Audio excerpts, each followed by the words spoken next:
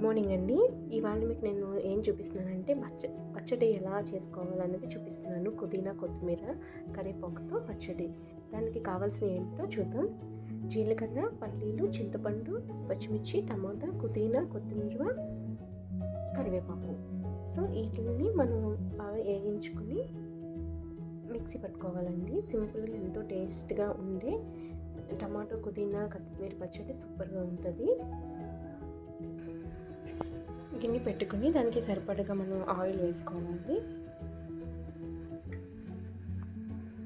Oil వీటెక్కింది కదండి, దాంట్లో మనం ముందు పచ్చిమిర్చిని వేసుకుందాం.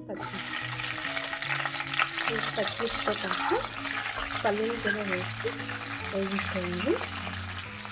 కొంచెం జీలకర్ర కూడా వేసుకోవాలి. ఇలా కొంచెం వేగిన తర్వాత మనం టమాటా ముక్కల్ని కూడా వేసి వేయించుకోవాలి. వేయించుకోవాలి.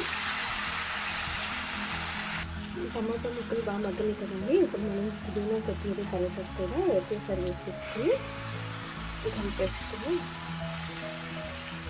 వేసేసుకుని ఒకేసారి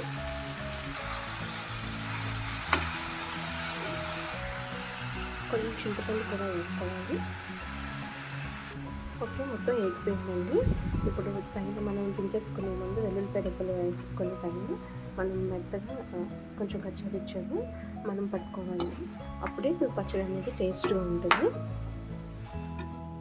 కొంచెం సాల్ట్ వేసుకొని మనం కచ్చపిచ్చగా గ్రైండ్ చేసుకోవాలి. ఆ తర్వాత దీన్ని మనం కొంచెం తాలింపు పెట్టుకోవచ్చు.